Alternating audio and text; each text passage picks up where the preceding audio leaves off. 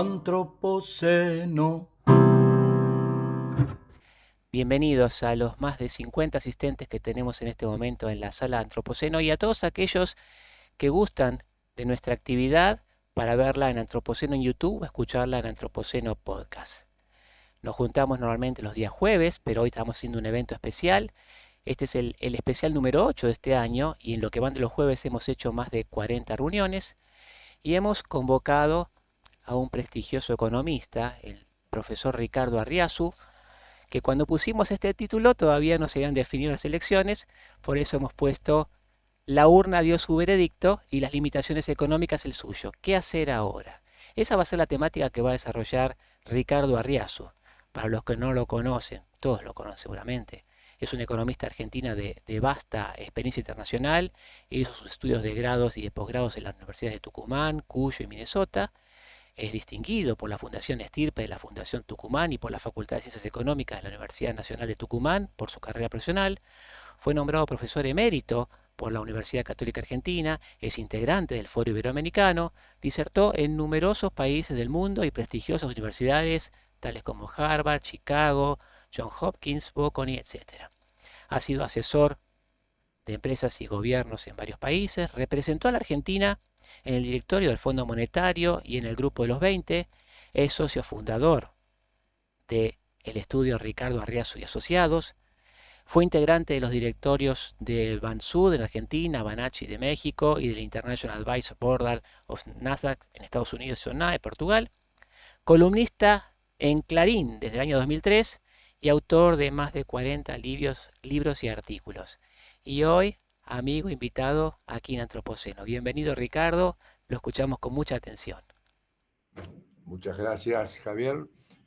Gracias a todos por escuchar. Voy a compartir una presentación.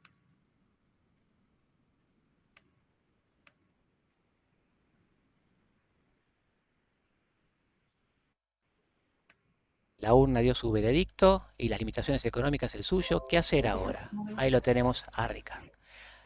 Bueno, Muy bien. mira, lo que voy a hacer es ponerlo en un contexto más amplio. Porque al fin de cuentas esto es un acontecimiento en la historia de Argentina y que seguirá para adelante. Además, ayuda a entender dónde estamos. ¿Cuáles son los factores que afectan el bienestar de Argentina? Yo siempre comienzo últimamente con este gráfico que muestra el cociente entre el PBI per cápita de Argentina y el PBI per cápita promedio mundial. Ustedes notarán que logramos nuestro máximo nivel, más de 3 veces el promedio mundial, hacia fines del siglo XIX.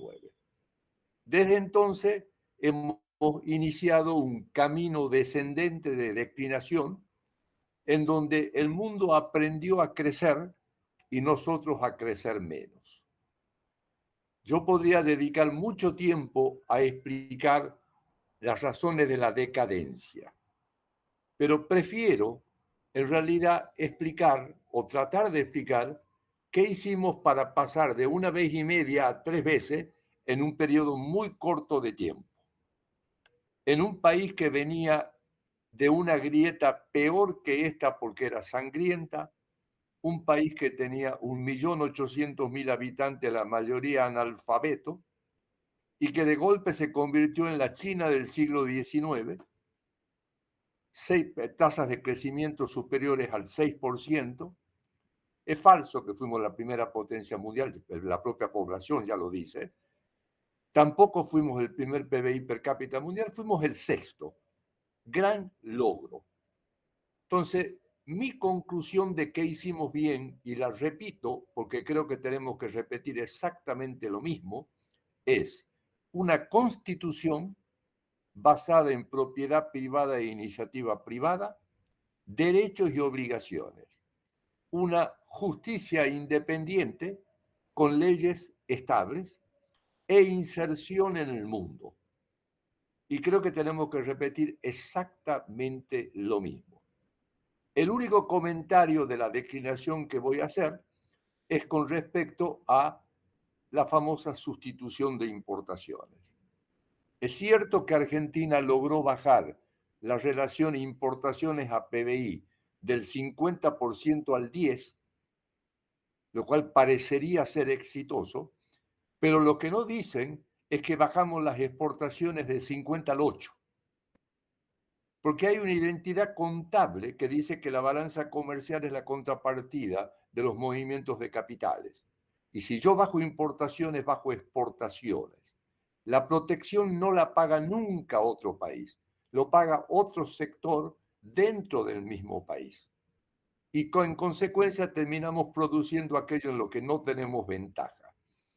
Yo tengo entendido que en este grupo hay mucha gente del sector agropecuario. Está claro que el que más pagó ese tipo de política es el sector agropecuario.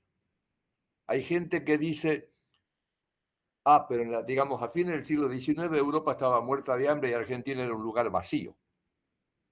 Sí es cierto, pero hoy en día el mundo necesita muchas cosas, incluyendo alimentos, que Argentina puede proveer. Se estima que el consumo óptimo per cápita de calorías son 2.600. Estamos en 2.100 a nivel mundial. Lo que está claro es de que Europa ya no puede comer más y la población le va a bajar 100 millones de personas.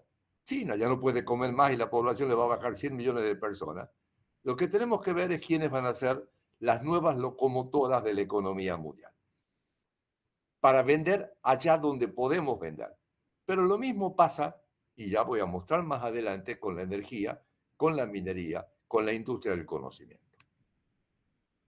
En este proceso de decadencia, Argentina tuvo algunos éxitos. El sector agropecuario fue uno, la reducción de la mortalidad infantil fue otra, pero tuvo fracasos notables. La inflación y la pobreza son dos de esos fracasos. Si yo tuviera que elegir una palabra para describir qué nos pasó, y es que perdimos la confianza. La confianza es la base de la economía. Con confianza gasto, invierto y tomo riesgo y genero crecimiento económico.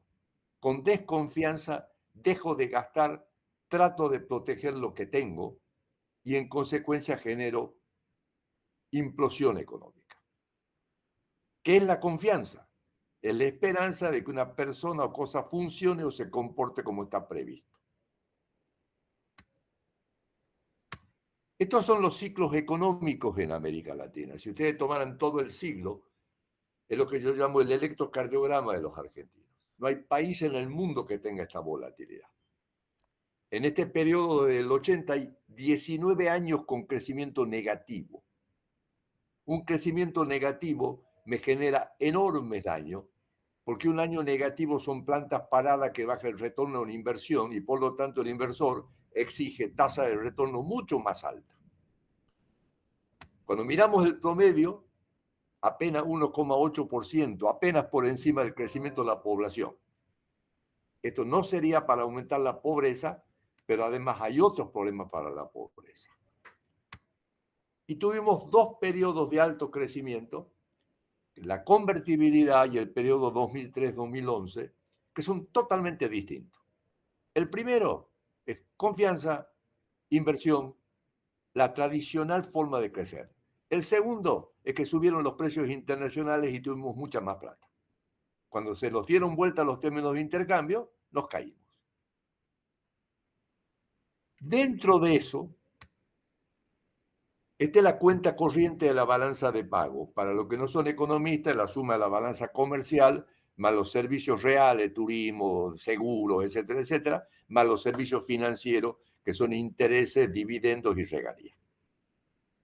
Pero contablemente la diferencia entre los ingresos y los gastos no tiene nada que ver con ser competitivo. Yo tengo déficit cuando gasto de más, tengo superávit cuando gasto de menos. La pregunta es que si yo divido a sector público y sector privado, miren quién es el que gasta de más y miren quién es el que gasta de menos. El que gasta de menos, el sector privado, lo hace por miedo. Y ustedes notarán que cada caída de actividad está asociada a un proceso de miedo. Cuando la gente saca los capitales por miedo a ser estafado.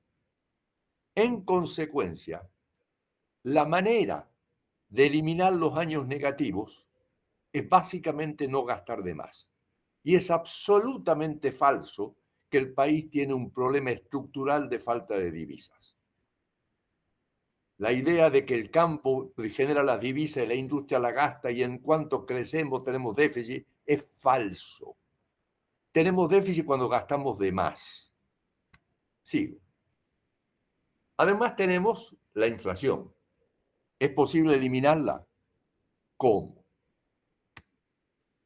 Estos son la inflación de los últimos años. ¿Qué le pasó al tipo de cambio oficial? ¿Qué le pasó al tipo de cambio paralelo, a los servicios públicos y a los salarios? Y acá está todo en relación a la inflación.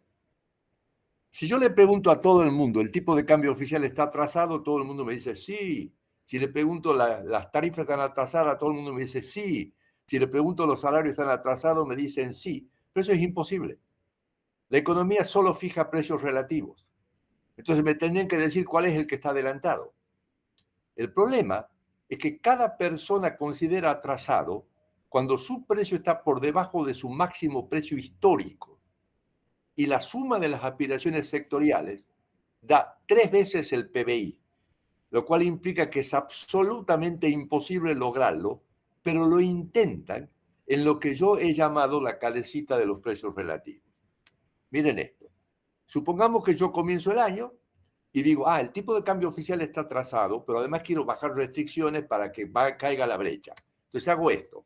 Claro, si hago esto, suben los precios automáticamente por la suba del tipo de cambio, baja la brecha y las empresas tienen que pagar más por sus insumos. Pero entonces viene el de las tarifas y dice, no, espera, soy yo el que estoy atrasado. Entonces sube eso y miren lo que le pasa a la inflación. Y ahora vienen los salarios y dice, pero espera, vos me subiste las tarifas, me subiste el tipo de cambio y yo me quedé atrás, yo subo. Y entonces después viene la empresa y dice, espera, me subiste el tipo de cambio, me subiste la tarifa, me subiste los salarios y querés que yo no suba los precios. Entonces, y miren abajo lo que le pasa a los precios relativos. Entonces después viene, me volvieron a atrasar el tipo de cambio y comienzan de vuelta para arriba toda esta variable y entramos en una calecita de precios relativos. ¿Qué quiere decir eso? Que jamás vamos a resolver el problema de la inflación en la Argentina mientras no rompamos la indexación. Además de las otras cosas que hay que hacer. Entonces, básicamente, este es el tipo de cambio real multilateral. Yo no creo mucho en el tipo de cambio real, pero como todo el mundo lo usa, lo uso. Esto es con cada país ponderado por la participación en el comercio. Estamos acá, devaluamos y la devaluación se fue íntegramente a precio. Estábamos más o menos como en el nivel del 2012.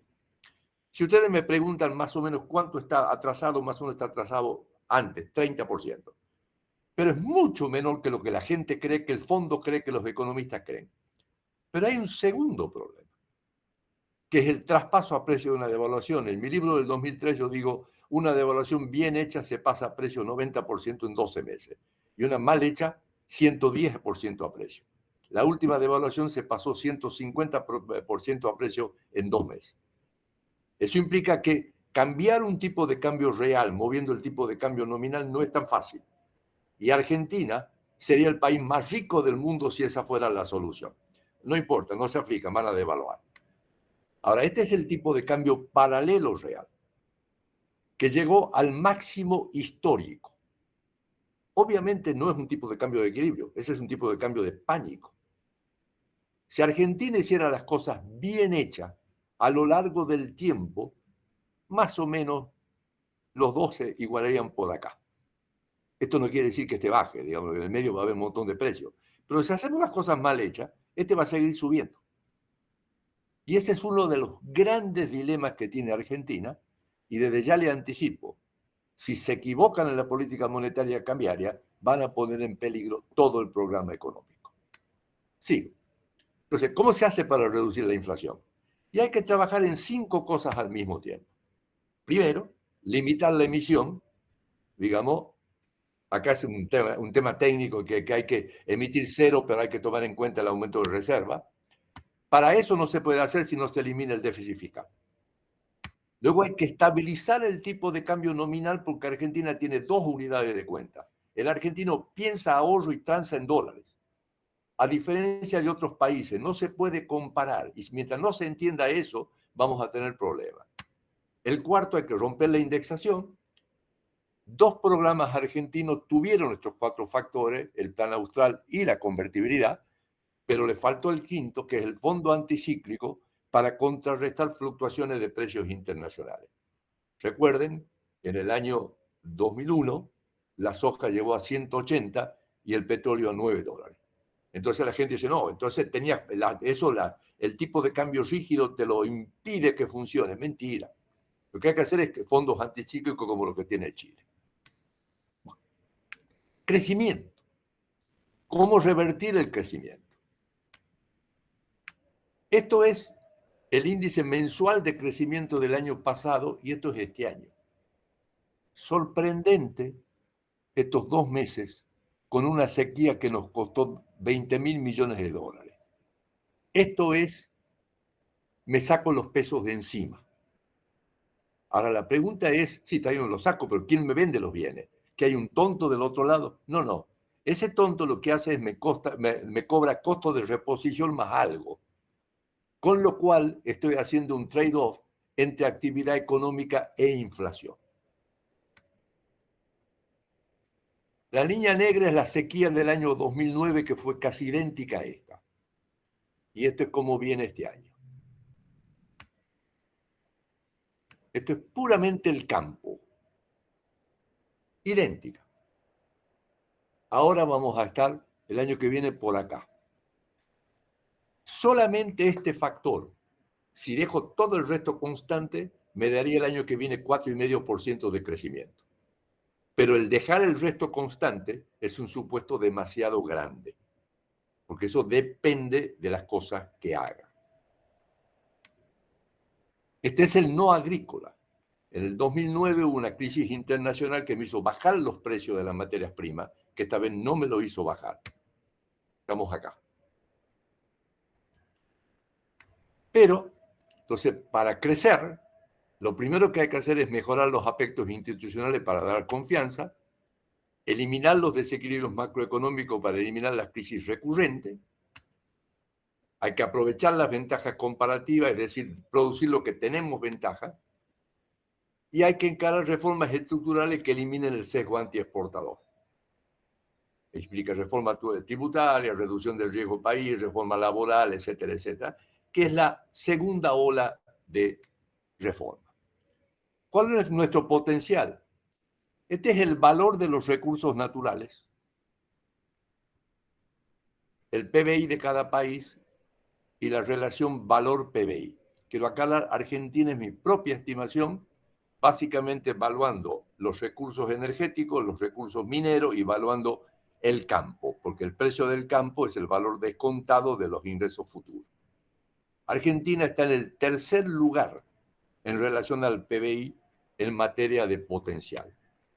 Pero si miran esto, que son los ingresos per cápita más altos del mundo, van a ver que solamente 2 países tienen recursos naturales. Todo el resto no los tienen. Porque la clave del éxito es en realidad el esfuerzo, el sacrificio y la prudencia. Si yo uso mis recursos naturales mal, eso es una maldición. Ahora, si lo uso bien, es como el viejo dicho, el dinero no trae la felicidad, pero ayuda. Entonces Argentina tiene que basarse para su despegue en sus recursos naturales, pero no debe ser la única causa del crecimiento. Argentina tiene que insertarse en el mundo, básicamente porque esa es la verdadera política exterior. Y voy a mostrar 3 sectores. Esto que ustedes ven acá son todos los alimentos en millones de toneladas. Son todos los cultivos, que incluyen frutas, verduras, todo, todos los de origen animal y la pesca. Ustedes pueden ver acá, en el 961, el mundo producía 3.069, una tonelada per cápita. Argentina 48, Brasil 179, 29, y la India 2,81. Puse a la India como ejemplo. 2020, Argentina 2,64, multiplicó bastante por 5, pero miren Brasil, cómo nos sacó la cabeza. No porque sean mejores que nosotros, sino que en Argentina aplastaron al sector agropecuario. Si yo hiciera todo esto en función de el consumo per cápita de kilocalorías, de proteínas y de grasas, está claro que el mundo ha progresado. Por ejemplo, la India, China, multiplicó por 7 la demanda, pero multiplicó por 7 también la producción. Y, digamos, importa apenas el 4% de lo que consume. Ahora, el mundo todavía necesita alimentos por más que cayó el hambre. Y Argentina es uno de los que más rápido puede reaccionar si le sacan la pata de encima. Esto es energía, puramente petróleo y gas, está todo expresado en millones de toneladas equivalentes de petróleo. Esto era lo que había en el año 80, las reservas probadas del mundo de Estados Unidos. Elegí Estados Unidos por grande, Noruega por exitoso, Angola por malo y Argentina. Entonces Argentina tenía reservas de 8,96 que valían 162 mil millones de dólares, que eran el 71% del producto. Noruega tenía 265%, Angola 6,98, Estados Unidos 55. Entre el 80 y el 2019, Estados Unidos, el mundo produjo mucho más que lo que decía que tenía. O sea, encontró más hidrocarburos. Acá tienen Estados Unidos, miren, digamos Noruega, Argentina muy poco. Esto es año por año sumado el valor de la producción, y ahora esto era stock flujo, esto es flujo flujo. Miren Angola, y lo mismo, una pobreza brutal. Ahora, desde el informe del 2013 de la EIA, aparecen los recursos técnicamente recuperables, que no es lo mismo que reserva. Los que más tienen acá son Estados Unidos y Argentina. Miren el valor de Argentina. A reserva la incorporó básicamente Estados Unidos, un poquito Argentina. Esta es la producción, Argentina es el segundo productor, esto cambió todo el mercado mundial energético, esta es la que está no incorporada, y cuando ustedes miran el valor de reserva, miren Argentina cuánto tiene, 13 veces su PBI, 13 veces. O sea, tiene un potencial fenomenal, pero hay que saber aprovecharlo, con la única diferencia de que el no convencional es mucho más parecido a la minería. Dejo de invertir, se cae la producción. No es como el otro que encontré y sigue saliendo un montón de tiempo. Entonces, acá Argentina está haciendo cosas, pero tiene que hacer muchas más cosas. Nosotros tuvimos déficit energético en el 2022, este año vamos a estar un poquito en superávit, el año que viene más de 7.000 en superávit, y podemos llegar a 30.000 millones hacia el 2030. Y lo último, este es el PBI minero argentino, que es miserable. Tenemos el 70% de los Andes, no puede ser que todos los minerales estén del otro lado. No, es que nosotros hicimos el perro del hortelano. Y al tener el perro del hortelano, no dejamos ni comer ni comemos. Bueno. Entonces, ahora la naturaleza nos da una nueva oportunidad. Para eso quiero explicar cómo funciona esto. La balanza de pago tiene 3 ingredientes: la cuenta corriente, la cuenta capital y la variación de reserva. La cuenta corriente, ya dije, es una unidad contable, la diferencia entre los ingresos y los gastos. Este año cayeron los ingresos 20.000 y nadie bajó el gasto, con lo cual tenemos un flor de déficit. Ahora que llegó el niño, esto va a subir, según mis cálculos, 18.000, algunos más. Si el gobierno baja el gasto, vamos a ir a superávit en cuenta corriente. La cuenta capital es confianza o desconfianza. El capital no tiene nacionalidad, va donde está la mejor tasa de retorno ajustada por riesgo. Claro, en este país, con los años negativos y con los default, es todo desconfianza. Y la variación de reserva es otra identidad contable, que es la diferencia entre la demanda de pesos y lo que emito de pesos. Si no emito de más, acumulo reserva. Si emito de más, pierdo reserva, como pasa ahora. Si no gasto de más, gano cuenta corriente. Si tengo superávit en cuenta corriente y tengo superávit y acumulo reserva, mejora la confianza. Al mejor la confianza, la cuenta capital mejora y entro en el círculo virtuoso. Y eso me permite el manejo de pasivos, resolver el problema que tengo de todas las importaciones no pagadas, y esto me permitiría, digamos, bajar la brecha, porque de entrada es imposible, porque si le mando 40.000 millones de dólares de deuda al mercado, digamos, el precio es infinito. Entonces, esto está diciendo acá tenemos la oportunidad. Esta es mi estimación de cosecha y de precios. Aclaro, tengo 5 fuentes: USDA, la bolsa de cereales, el gobierno y 2 clientes grandes que yo tengo. Tengo 14 de trigo, 52 de maíz, que puede ser un poco más, soja 50, que puede ser un poco más. Dejemos así. Acá tengo 17.000 millones más de esto. Esto fue energía en el 2022, un déficit de 4.506, no tenía agua y justo hubo una guerra que me elevó el precio del gas. Esto es este año y esto es el año que viene. Resumen, voy a tener 23.000 millones de dólares más. Gran oportunidad para el país si hacemos las cosas bien hechas. Acá tienen ustedes la cuenta corriente en el 2021. Miren cómo nos fuimos a déficit en el 2022. Miren el 2023, enorme. Y este sería el número del año que viene, con aumento de importación. O sea, si damos confianza, es completamente factible hacer un buen programa. Entonces la gente dice, ¿pero los vencimientos? Estos son los vencimientos de deuda en moneda extranjera y estos son en moneda nacional. Entonces la gente dice, 90.000 millones de dólares, imposible pagar. Hay que reestructurar. Mentira. Estos son los tenedores, los que tienen esa deuda. 60.000 millones la tiene el propio sector público. 7.200 organismos internacionales. 21.000 lo tiene el sector privado, pero los bancos y las compañías de seguro no pueden hacer nada. Lo que realmente está en el mercado son 5.000 millones de dólares. No hay peor error que hablar de esto, pero hay uno peor que lo voy a mostrar enseguida. Bueno, ahora estoy en la coyuntura. Había varias incertidumbres, se eliminó una, quién es el presidente, quedan 2. ¿Cuál será la política económica y la gobernabilidad? Vamos a hablar de 2 discursos de Milei. El de la noche del 19 de noviembre, hoy comienza la reestructuración, o sea, le doy vueltita a la primera curva, comienza el camino que hizo grande al país la idea de la libertad basada en 3 pilares. Alberdi: gobierno limitado, respeto a la propiedad privada, comercio libre. Las cosas que le dije de entrada. La situación es crítica, no hay tiempo para medias tintas, claramente shock. Cumpliremos con todos los compromisos. Solamente decir eso hizo bajar el riesgo país de 2.500 a 1.900. Esto es el preámbulo, esto es lo que le dicen a los extranjeros. Yo me voy a aliar, pero voy a conversar con todo, pero me voy a aliar con democracia, comercio libre y con la paz.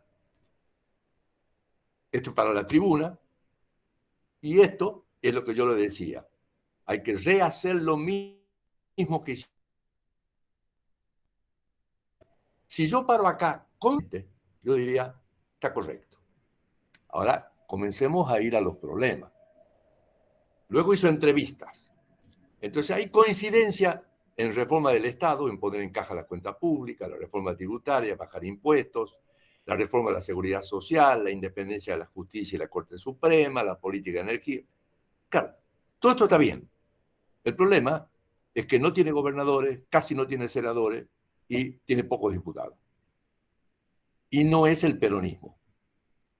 O sea, las reformas que se hicieron en la Argentina la hizo Menem o la hizo Duhalde, que eran peronistas. Entonces sabemos que la calle va a estar en contra.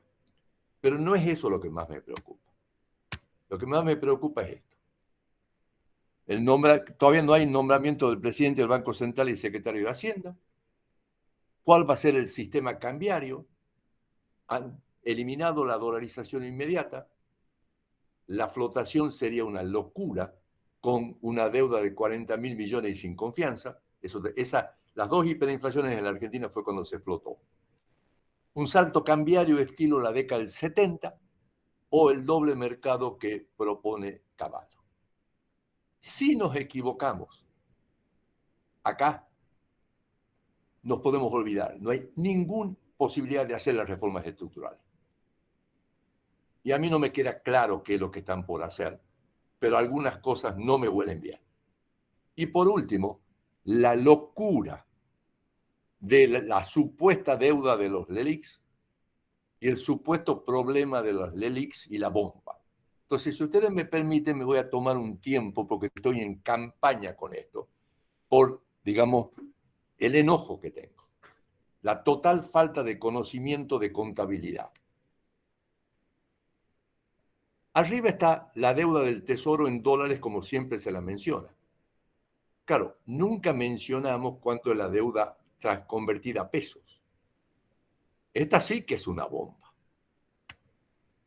En el Banco Central me muestran esto, pero no me muestra que en dólares es mucho más chica.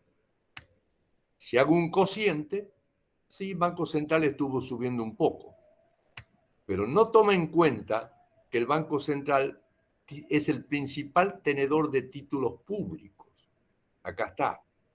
Entonces, la deuda verdadera neta del Banco Central es esta, y la relación ha estado cayendo en lugar de estar subiendo. No entienden que con 150% de inflación no se puede trabajar con balances nominales. Después hablan del cuasi fiscal. Dicen, miren los intereses que pagaron. Brutal. Mucho más que el déficit. ¿Sí? Miren la tasa de interés, miren la inflación y miren la tasa real de interés que pagó. La deuda se está licuando. No pueden ser tan ignorantes. Y el problema es que hay un grupo y todos están todo el día a la bomba, los LELIQ que hay que desarmar. Y encima que no tengo acceso al crédito internacional, voy a endeudarme para resolver un problema que no existe. Entonces, esto me pone muy nervioso. Ustedes correctamente pusieron las limitaciones que tiene un nuevo presidente. Las limitaciones son siempre el límite a los populistas. Y la principal limitación es la falta de reserva. Estas son las reservas brutas, pero estos son los pasivos de corto plazo. Estos son los encajes de los depósitos en dólares, esto es el swap con China y estos otros préstamos que pidió. Entonces, reservas netas, menos 9.794. Y como el oro no es líquido, reservas netas líquidas menos 14.000 millones. ¿Cómo pueden ser negativas? Usando plata que no es mía. ¿Qué es lo que más usan? Los encajes de los depósitos en dólares. ¿Quién es tan tonto de tener depósitos en dólares? El chiquitaje. ¿Por qué el chiquitaje? La mayoría son menores de 10.000 dólares, porque no tienen caja de seguridad y consideran que llevarse el dinero a su casa es mucho más peligroso que, digamos, dejarlo en el banco. Y eso es lo que le permitió al gobierno llegar hasta acá. Ahora, tiene un límite. Ya para ir terminando, ¿cuáles son las presiones en el mercado cambiario? Fue por la sequía, la emisión monetaria y la expectativa de devaluación. Este es el déficit primario en la Argentina. Es mentiroso, es un poco más grande. De todas maneras, no hay ningún país en el mundo que tenga este déficit y que tenga los problemas que tiene Argentina. ¿Cuál es el problema de Argentina? Que nadie nos quiere prestar $1 porque somos estafadores. Entonces Argentina no tiene otra alternativa que ir a superávit primario seguro y quizás a superávit total. Ese es el famoso ajuste. Los 15 puntos de Milei se pueden olvidar. Los intereses de las LELIQ, eso no es ningún déficit, así que eso se pueden olvidar. Me quedan estos de acá. Entonces, ¿cómo se pueden hacer? Básicamente, digamos, hasta ahora ajustaron porque la fórmula de ajuste de los jubilados viene por atrás. Para el año que viene, yo tengo déficit por subsidios económicos, pero da la casualidad que como voy a sustituir gas importado por gas nacional, eso me baja $1 entero el costo del gas en la Argentina y un punto del producto. Yo tengo 0,7 que le transfiero discrecionalmente a las provincias, 0,7 digamos que se transfiere a las empresas del Estado y tengo un punto que perdí por la sequía. O sea, no es tan difícil llegar al equilibrio macroeconómico. Ahora, una vez que lo haga, voy a seguir con un nivel de gasto público muy alto e ineficiente y con un nivel de impuestos muy alto. Resumen de lo que digo, tenemos una magnífica oportunidad, la naturaleza nos está ayudando, el país tiene un potencial, pero siempre nos equivocamos. Este es el país de las oportunidades perdidas. Hay algunas cosas que me ponen muy nervioso en este momento, pero ojalá no nos equivoquemos. Bueno, yo creo que cumplí con el tiempo, paro acá y dejo que ustedes participen y hagan preguntas. Espero haber cubierto los temas que a ustedes les interesan. Una precisión increíble, Ricardo, lo felicitamos y una maestría para desenvolverse con los temas sublime. Este es el momento en el cual invitamos entonces a todos los presentes, simplemente marcando con su mano, pueden hacer preguntas directamente a Ricardo o hacer alguna intervención. Solamente le pedimos que sean cortitas, así le damos fluidez a la conversación. Lo tenemos desde Santa Fe a nuestro gran amigo Juan Carlos Venecia. Juan Carlos, te escuchamos. A ver tu micrófono. Micrófono. Ahí está. No, todavía no. Todavía no, Juan Carlos. Ahí estamos. No. Mientras tanto, si alguien más quiere anotarse, solamente marque la mano. Ahí está, ahí estás. Te escuchamos por ahí. Volví a poner el enchufe. Perfecto, excelente, Juan Carlos. Lo estaba releyendo, Ricardo. Y Sí, el libro del 2003. Gracias. estoy haciendo una maestría y justo me toca rendir economía y lo estaba cotejando con otro libro que justamente de Stussenegger. Sí. Bueno, mi pregunta tiene que ver con su última afirmación, Ricardo, al final, con su campaña. Es muy claro su exposición con respecto a la supuesta bomba de las LELIX. ¿Pero qué ve entonces? ¿Qué finalidad ve? Por ahora no hay ninguna realidad, al no estar nombrado presidente del Banco Central y al no haber anuncios concretos de ese planteo de endeudarnos para sacarnos el LELIQ, o sea, de intervenir, porque lo dejaste solamente titulado. Sí, mi modesta opinión es que ignorancia y no conocer contabilidad. Toman valores nominales, es cierto. Digamos, subió la deuda. Pero ¿cómo, digamos, si ustedes, cualquiera de las empresas de ustedes miran, también la deuda le subió como loco en pesos? Ustedes nunca harían ese cálculo.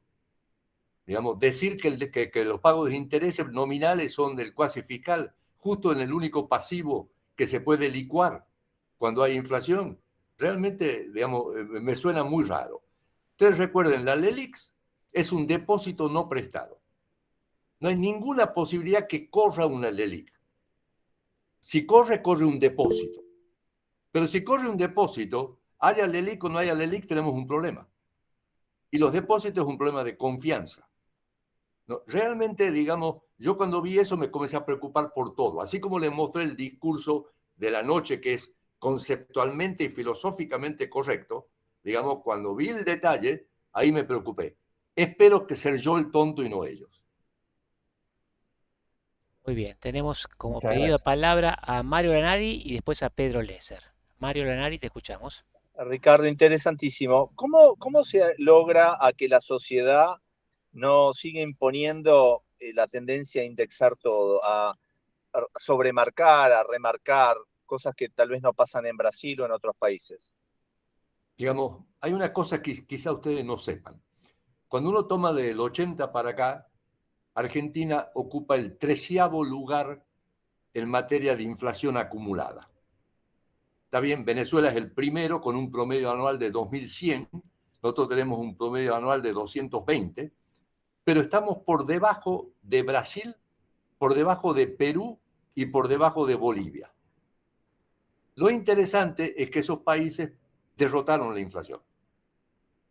Entonces, por eso puse los 5 puntos. Cavallo prohibió la indexación. El plan austral usó el desagio. Digamos, claramente, si yo no paro la indexación, la única alternativa es con una política monetaria y fiscal tan dura que genere una recesión brutal, pero políticamente ya tienen problemas por ser oposición se imaginan con una recesión brutal. Entonces, no tienen otra alternativa que prohibir la indexación. Pero que no es lo mismo que un control de precio. Perdón, ¿y cómo se hace a prohibir algo que en el mercado, digamos? Perdón, tiene que ser acompañado con, por eso le dije, son 5 cosas al mismo tiempo. Si yo no dejo de emitir, si no elimino el déficit fiscal, no estabilizo el tipo de cambio, es absolutamente imposible, digamos, estabilizar. Yo creo que en este momento la única alternativa son los programas tipos de década del 70, en donde lo que había era un salto inicial de tipo de cambio de tarifa y de salario, y luego se dejaba quieto. Es el único instrumento en este momento posible. ¿Creo yo que van a hacer eso? No. Teórico, muy bien. Pedro Lesser. Buenas tardes, muchas gracias por la exposición, Ricardo. Quería hacer una consulta, ¿cómo ve usted la salida del stock de deuda de los privados con la escasez de dólares y con la necesidad de seguir importando para reactivar la economía? Es decir, esta salida crucial y contradictoria. ¿Cómo estima usted que deberíamos salir? Ok. En los primeros 10 meses del año se acumularon deuda por importaciones no pagas de 17.300 millones. El año pasado, 12.500 millones. En 4 años, casi 40.000. Está claro que no hay manera de pagar hoy los 40.000 millones. Las propuestas que tenía Melconian, que tenía Lacunza, que creo que tienen ellos, es básicamente el flujo completamente libre. De ahora en adelante podés importar y pagar. El stock te lo voy liberando de a poco, como hizo Macri en el 2016. Ahora hay una cosa importante. Yo diría que la mitad de la deuda no existe. Esa deuda, el proveedor me dice, no, yo no te doy mercancía si no me pagas. Entonces mucha gente lo que hizo es, puso su dinero de colateral y le dijo, pero regístrame la deuda por si me dejan pagar a 350. Lo que pasó en otras oportunidades en Argentina es que yo comienzo pagando a lo que realmente tienen que pagar y al cabo de 3 o 4 meses, cuando comienzo a ganar reserva directamente, nadie quiere comprar. Por eso es que puse esa sección sobre manejo de pasivos. Eso requiere un arte, cómo hacerlo. Pero si se hace bien hecho, mi cálculo es que podríamos estar unificando el tipo de cambio en 6 meses y que podríamos estar dejando libre completamente en 1 año. Pero de entrada, imposible, lo cual implica que todavía va a haber un mercado marginal. Que será libre, oficial, lo que sea, pero va a haber un mercado marginal. Va a haber una brecha todavía. Muy bien, el próximo es Julián Clusellas. Abrir tu micrófono, Julián. Buenas tardes. ¿Cómo arreglamos el tema de la competitividad, ya que la economía hoy ha subido, que los insumos están a 1000 y el gobierno habla de que va a llevar el dólar a 600? No, así no vamos a poder exportar nada. Perdón, vamos a separar por pedazo. Cuando entró Macri la primera vez, también Prat Gay decía que ya los precios estaban reflejando totalmente el tipo de cambio paralelo. Mentira.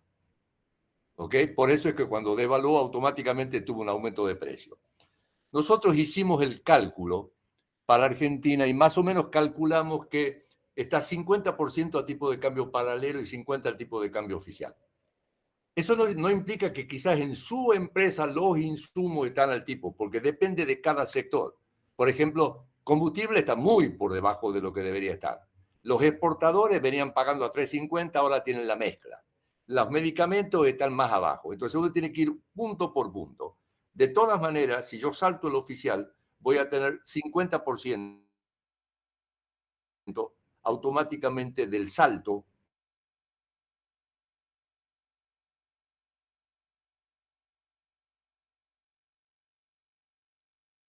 que no es lo mismo que devaluar. Porque si fuera a devaluar, Argentina ya sería el país más rico del mundo. Yo defino competitividad como el que compite con el exterior, gane plata. Y para eso hay que mirar todo el balance de una empresa. El tipo de cambio es un precio relativo entre insumos y producto final, pero no toma en cuenta los impuestos al trabajo, no toma en cuenta la carga impositiva, no toma en cuenta el costo financiero, no toma en cuenta el costo de las regulaciones. Mientras yo no ataque el problema donde está, la devaluación solo me produce un impacto de unos pocos meses y después todo vuelve a lo mismo.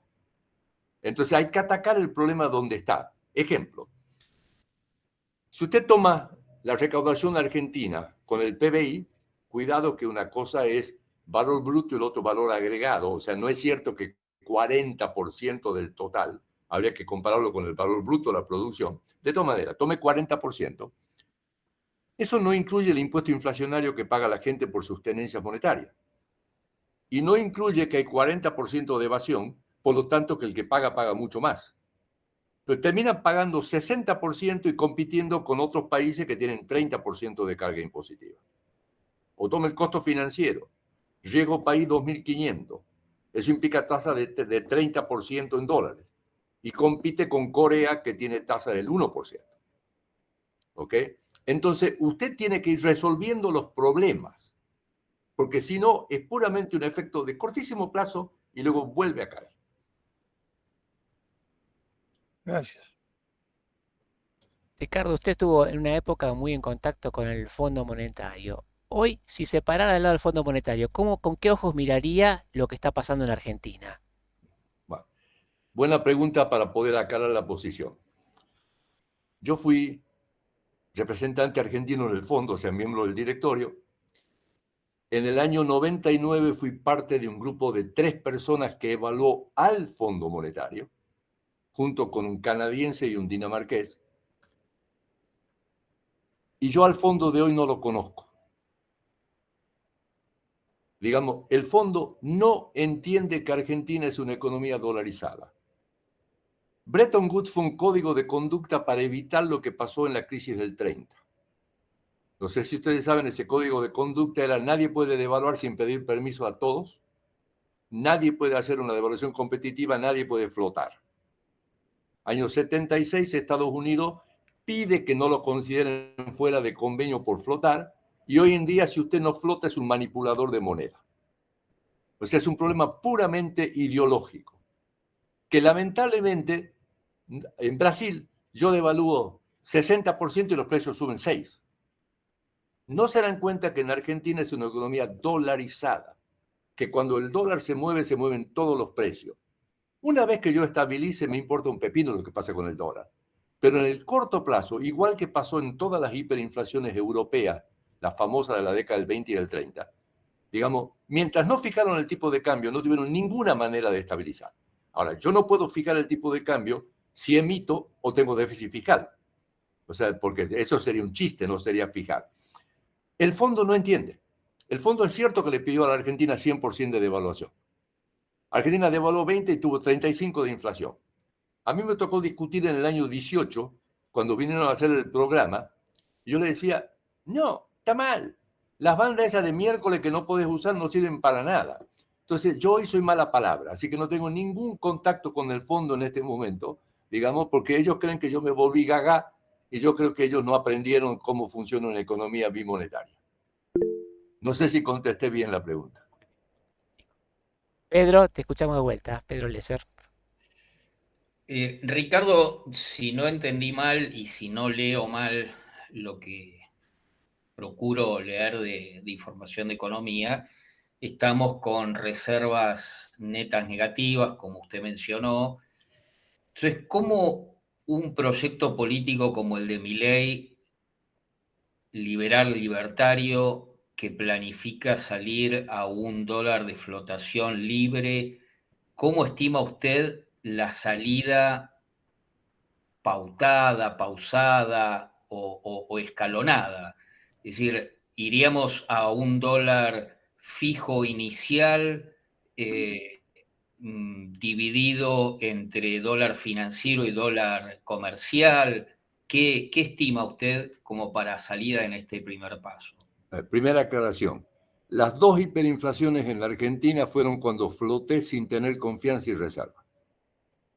El final de Alfonsín y Herman González. Las dos. Si en este momento hiciéramos lo mismo, flotamos, dejamos libertad y le metemos 40.000 millones de deuda, ¿de dónde va a salir la oferta para 40.000 millones de deuda? El tipo de cambio sería infinito. También dolarizar gradualmente con competencia de pesos y dólar con los tipos libres, ¿qué pasaría? El dólar se lo comería al peso. Entonces, está claro que ese procedimiento no se puede usar y yo creo que Caputo eso sí lo entiende. Ahora, luego de eso está el tema, Cavallo propone mercados diferenciales, un comercial y un financiero. Yo estoy completamente en contra. Piensen ustedes, agricultura, le mandan, digamos, la exportación por un tipo de cambio de abajo y la deuda se la mandan por el tipo de cambio de arriba. ¿Cuánto tiempo va a pasar hasta que venga una industria y diga, nosotros somos estratégicos, danos un pedazo del financiero y un pedazo del comercial? Y ahí comienza la corrupción. ¿Ok? Entonces, yo creo que lo que hay que hacer es un programa tipo década del 70, pero no creo que lo que van a hacer. Creo que van a hacer algo más parecido a lo de Cavallo. Y por eso me pongo nervioso. Ricardo, hablamos de un superávit por producción agropecuaria, mejoras energéticas, y tendríamos que hablar también de qué otros mercados tendríamos que abrir, dónde tendría que estar esa demanda de alimentos creciente que ya está abastecida en los mercados que usted ya mencionó. Bueno, digamos, esta mañana me tocó dar una charla en Amigos de la Universidad de Tel Aviv y hoy está en todos los diarios como si me hubieran hecho una entrevista sobre eso. Esto es un estudio que yo hice para el CARI, en donde lo que traté de ver es dónde va a estar la demanda justamente de estos productos. Yo uso mucho las estadísticas de la FAO sobre producción y consumo de alimentos en general, que tienen un impacto geopolítico brutal. Por ejemplo, déjenme darle una idea para que vean. Antes de la Revolución Cubana, Cuba consumía 2.100 kilocalorías por día, promedio. 10 años después de la Revolución, 2.300. Cuando viene Rusia y le da subsidio, 3.100. Se cae Rusia, baja a 2.100. Viene Venezuela, 3.300. Se cae Venezuela, ahora está en 2.800. Y Venezuela nunca superó 2.500. O sea, Venezuela le daba su alimento a Cuba. O sea, es claramente desde el punto de vista de eficiencia económica un fracaso, desde el punto de vista de relaciones públicas un éxito fenomenal. Cuando uno mira, China tenía 1.400 y ahora tiene 3.200. Europa tiene 3.700 con alguno de más de 4.000.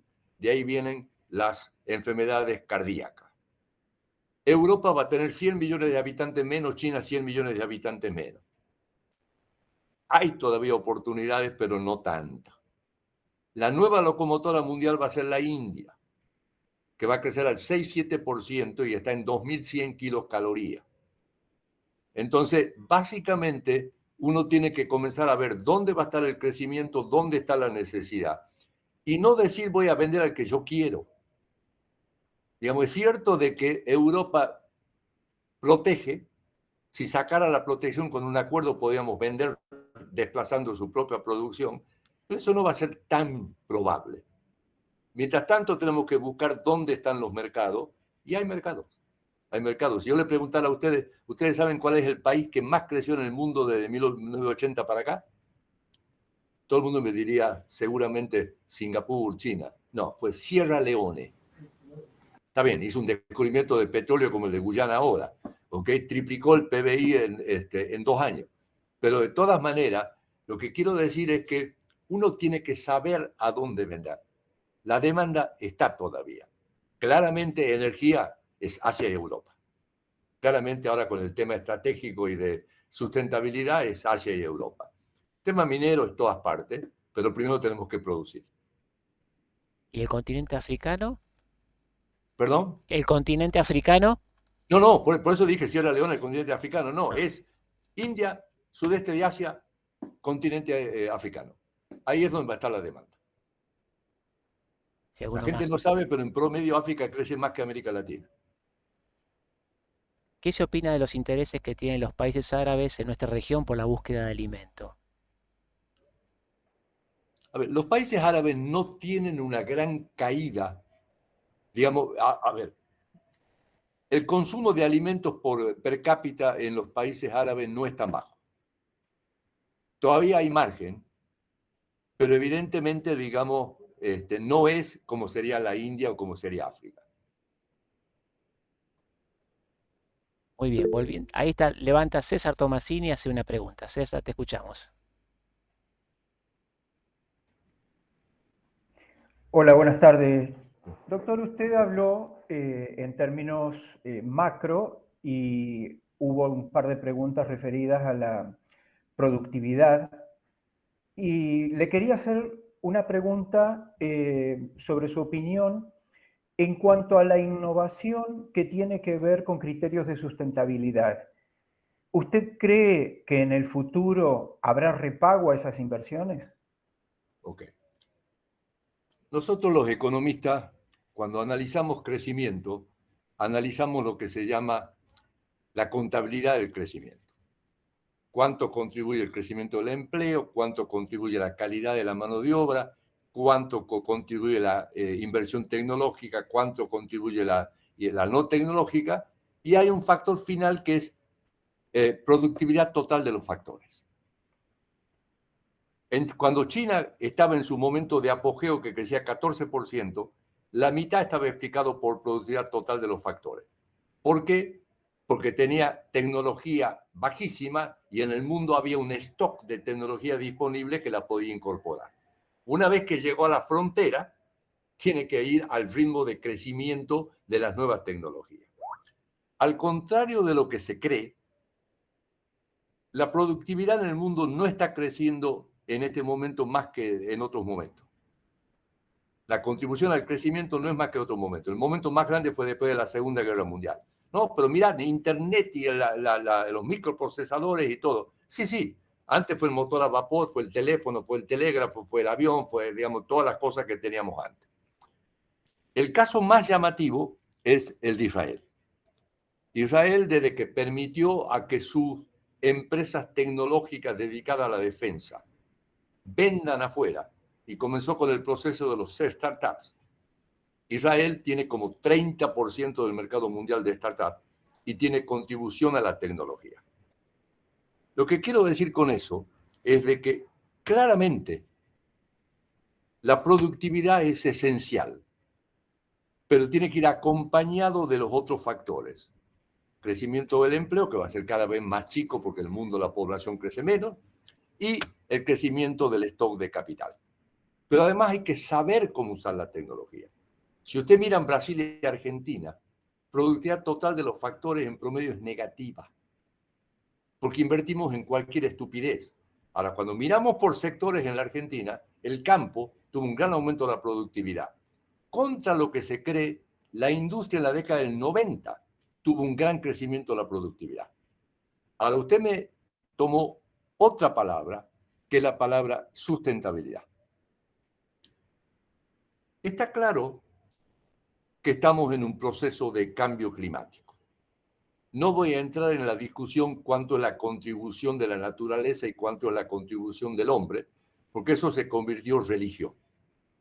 Pero eso va a hacer que haya un cambio en la matriz energética mundial, que es mucho más lenta de lo que se cree. Digamos, hoy en día a nivel mundial 80% siguen siendo fósiles, en Argentina 84% por el gas, pero en el 90 era 4 puntos más. O sea, toma su tiempo porque la gente es ecologista con un galón de nafta a $2.50 y le importa un pepino la ecología cuando el galón se va a $5. Entonces, hay cosas donde intervienen los gobiernos. Y hablando de energía, mientras yo no resuelva el problema de la intermitencia, que es que mientras no haya, cuando no hay luz y cuando no hay sol no puedo hacerlo y no la puedo acumular. Hasta que no resuelva eso, tengo que tener una máquina térmica parada con todo el combustible técnico para que no pase, digamos, como pasó en Europa, digamos, recientemente. Ahora, su pregunta es más amplia. Su pregunta tiene que ver con conservar la tierra, con conservar el agua, digamos, y ahí podemos aprender mucho. Nosotros hicimos innovaciones, la mayoría, muchos de ustedes son agricultores, con la siembra directa y cosas por el estilo, pero evidentemente podemos progresar mucho todavía.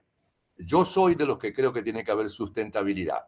Ahora, la experiencia histórica lo que dice es que el ser humano primero elige vivir bien y después piensa en el largo plazo.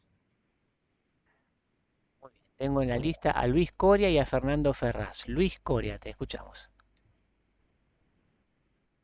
A ver el microfonito, si lo abrimos. Ahí está. Ahora sí, Luis. ¿Ahora se escucha? Perfecto. Sí. Sí, ¿qué tal, Ricardo? Excelente la exposición. No, quería saber, yo en realidad entré como unos 5 o 10 minutos tarde, si no podría hacer un poco una recapitulación de la secuencia de las medidas que a su juicio serían las más apropiadas que habría que tomar y las que no habría que tomar en los primeros 6 meses, o si quiere tirarlo a un año, digamos, según su visión. Sí, en realidad eso lo hablé en la última parte. La primera parte fueron todos temas históricos y estructurales. De todas maneras, digamos, como yo no tengo nada que ver, digamos, puedo agarrar, dar mi opinión. Argentina no puede seguir viviendo con inflación. La inflación me destruye. Si yo no destruyo la inflación me destruye. No sé cuántos de ustedes conocen lo que se llama la carga frontal de la deuda. Si yo tengo 0 inflación, 7% de tasa nominal de interés, es 7 real. Si yo pido prestado 200.000, pago 1.300 por mes, a 20 años. Si la tasa de inflación es 30, para que la real sea 7, tiene que ser 39 la nominal. Paso a pagar 5.000 por mes. Si la tasa es 100, paso a pagar 15.000 por mes. Entonces termino pagando toda la deuda al principio, nadie la puede pagar, y al final no pago nada. Entonces desaparece el crédito, produce injusticia. Entonces lo primero que hay que hacer es eliminar la inflación. Pero para eliminar la inflación yo mencioné 5 temas. Al mismo tiempo, no se puede hacer con una variable. Y eso ya de por sí me está definiendo el sistema monetario cambiario. Si el tipo de cambio está atrasado y tengo que pegar un salto, lo tengo que pegar de entrada. Lo que no puedo hacer es después indexarlo en el famoso crawling peg, porque entonces nunca voy a parar la inflación. Pero si yo hago eso y no eliminé el déficit fiscal y la emisión monetaria, voy a perder todas las reservas. ¿Ok? Entonces tengo que eliminar el déficit fiscal, dejar de emitir, estabilizar el tipo de cambio y romper la indexación. Segunda parte. En materia de crecimiento, lo fundamental son los factores institucionales. Que la gente tenga fe que no va a ser estafada. Yo le voy a poner un pequeño comentario. La inflación, la devaluación, la confiscación de depósitos son estafas. El gobierno pidió prestados recursos reales y devuelve menos recursos reales de lo que pidió. La primera vez que me estafan me sorprendo. La segunda vez que me estafan me enojo. La tercera vez que me estafan me protejo. ¿Cómo me protejo? Comprando dólares. Los argentinos sacan 30.000 millones de dólares por año, tienen afuera más de 450.000 millones. ¿Son antipatriotas? No, no son antipatriotas. Se protegen de la estafa. El gobierno, cuando se da cuenta que pasa eso, dice, no, así no vale, quédate piola para que te estafe. Entonces me pone control de cambio. Control de cambio es quédate quieto para que te estafe. Entonces a mí me obliga a pensar, si compro dólares es ilegal, pero lo que el gobierno está haciendo es ilegítimo. Entonces, ¿qué es lo que hago? Pues ya sabemos lo que hace el gobierno, ¿no? Pero comienzo a romper la relación entre legitimidad y legalidad. Luego el gobierno me pone impuestos furiosos para financiar un gasto público absolutamente improductivo. Por lo tanto, yo dejo de pagar evado de tal manera, digamos, porque lo que el gobierno hace es ilegítimo. El proteccionismo no me permite crecer. Ustedes hablaban de las importaciones. Digamos, terminamos con azafatas trayendo torno de dentista en el bolsillo, digamos, del uniforme. Entonces yo tengo que decidir, ¿qué hago? ¿Cumplo con esto y me fundo o busco de contrabando? Vuelvo a romper. Así puedo decir, no, este tipo, digamos, gana mucha plata, por lo tanto robarle a él, digamos, no está mal. Y hasta puedo justificar el asesinato, como algunos lo justifican. Lo que comenzó con una simple estafa financiera se convirtió en la ruptura de todo el tejido social. Entonces, mientras yo no elimine eso y vuelva a restaurar todo lo que la sociedad y la civilización construyó a lo largo de miles de años, yo no puedo crecer. Luego vienen los problemas de eliminar las distorsiones, dar el incentivo, abrir la economía, todo el resto de las cosas. Eso es para crecer. Eso toma más tiempo.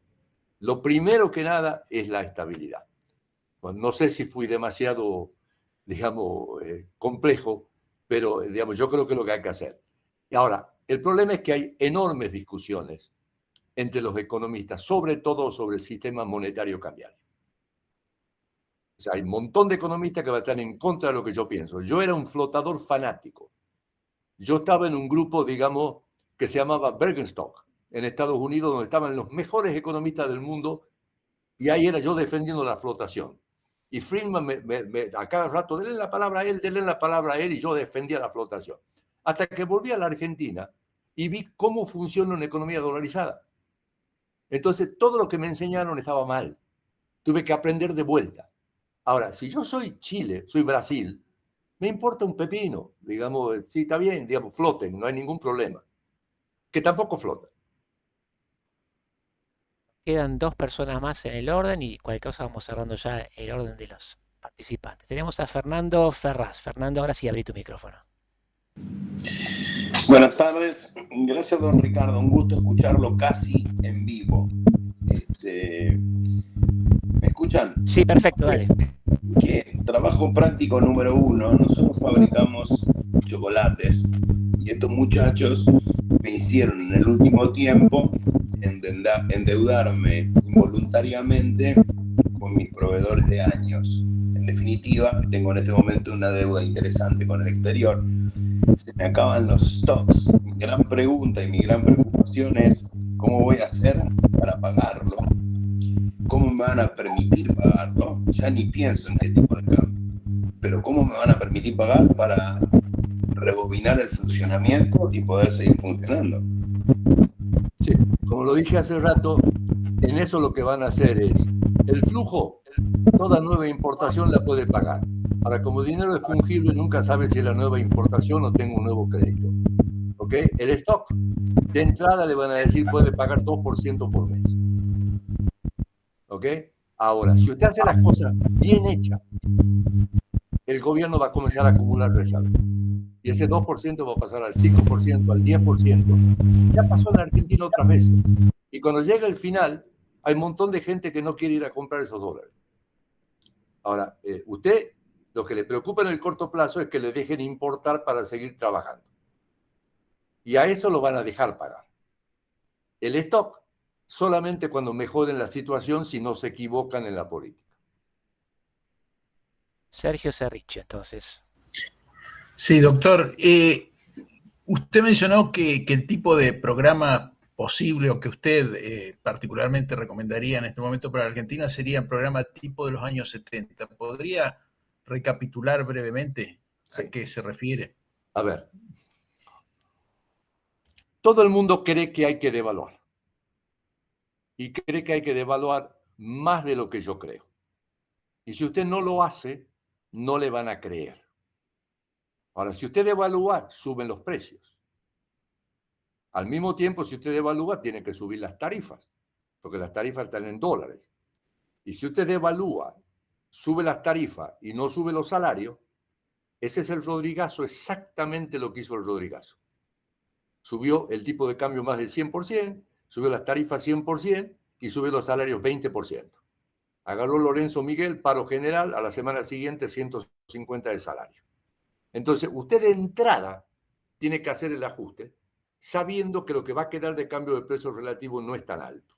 Y hacer un programa fiscal y monetario muy duro para que no se le vaya inmediatamente todo a precio. Inmediatamente usted tiene que romper la indexación de las tres variables. ¿Por qué? Porque si no entramos en la misma. Usted el primer mes tiene 20% de inflación, el segundo mes 25%, el tercer mes 30%. ¿Ok? Entonces tiene que romper la indexación. Pero la gente va a decir, me volviste a atrasar el tipo de cambio. No, no se resuelve el problema de esa manera, se resuelve atacando los problemas donde están. Ahora, si ustedes me preguntan, ¿es eso lo que van a hacer? No, no van a hacer eso. Lo más probable es que tomen la propuesta de Cavallo de los dos mercados. Ricardo, el futuro presidente está hablando de que el costo lo paga la política. ¿Qué se entiende por eso, desde su punto de vista? ¿Lo puede pagar la política? No, esa es una frase política. ¿Ok? A ver, si usted toma el gasto del sector público nacional, usted tiene 6,5% del producto jubilaciones, 4,5% del producto son planes sociales, 3,1% del producto son subsidios, 2,5% son salarios nacionales, porque la mayoría de los salarios están en provincia, 0,7% transferencia, digamos, a provincia, 0,7% transferencia a empresas del Estado. La política está metida algo en salario, algo en planes sociales, pero con eso no paga. Yo tengo un viejo dicho que dice, para robar $1.000 millones, alguien me tuvo que dejar robar $1.000 millones. Con lo cual yo malgasté 10.000 millones para que pueda robar 1.000. Cuando viene el más puro, baja el robo a 500, pero nunca elimina los 10.000. Cuando viene el nuevo a robar 1.000 de vuelta, tiene que gastar 10.000 más de vuelta. Entonces es mucho más dañino el gasto improductivo que hay que hacer para robar que el robo en sí. Que el robo en sí es una tragedia, ¿ok? No se entienda bien. Entonces, evidentemente, el gasto de la política, sí, todos los ñoquis, parte de los planes, pero jamás voy a cerrar las cuentas fiscales con el gasto de la política. Ellos llaman gasto de la política también a los LELIQs, a los intereses de los LELIQs. Muy bien, Ricardo, ya estamos en el tiempo final de esta reunión y me parece que es un momento de poner un punto y despedirnos. Solamente le pedimos algunas palabras finales, alguna imaginación de lo que va a ser de aquí los próximos años y nos despedimos de este evento. Muy bien. Yo volví a la Argentina desde Estados Unidos a fines del 74, lindo momento. Alguien dirá, ¿por qué vine? Yo decía, porque soy egoísta. Si uno es físico, va donde está el mejor laboratorio, el mejor acelerador lineal del mundo, y si uno es economista, viene donde está el mejor laboratorio del mundo, donde se aprenden infinidad de cosas, excepto que somos los conejillos de India. Argentina es un país con un enorme potencial y una falta total de sentido común. Tomen el caso energético, la roca de Vaca Muerta es la mejor del mundo. De la superficie para abajo somos una maravilla. Arriba estamos los argentinos, que no dejamos de hacer estupideces. Ahora tenemos una nueva oportunidad, como tuvimos cuando subieron los precios internacionales. Ojalá por ideología y por estupidez no la dejemos pasar. Si la hacemos, tenemos un porvenir para nuestros hijos. Ustedes recuerden la vieja frase de Golondona de hace 30 años. La confianza tiene 3 etapas, corto, mediano y largo plazo. Corto plazo muevo mis activos financieros. Mediano plazo muevo mis activos reales. Largo plazo muevo mi persona. Con confianza viene la gente, con desconfianza se va. Cuando más de la mitad de nuestros hijos se quieren ir, algo tenemos mal. Y por lo tanto, es mi última esperanza, porque yo ya no voy a ver otra, es mi última esperanza para que Argentina alguna vez logre, digamos, algo bueno para su gente. Que así sea. Muchas gracias, Ricardo. En este especial de Antropoceno de un día martes, le agradecemos de todo corazón y nos sentimos muy a gusto de haber estado con usted. Espero que usted también haya estado muy a gusto con nosotros. Amigos, ponemos un punto final y nos vamos a encontrar nuevamente aquí en Antropoceno el próximo jueves. Antropoceno.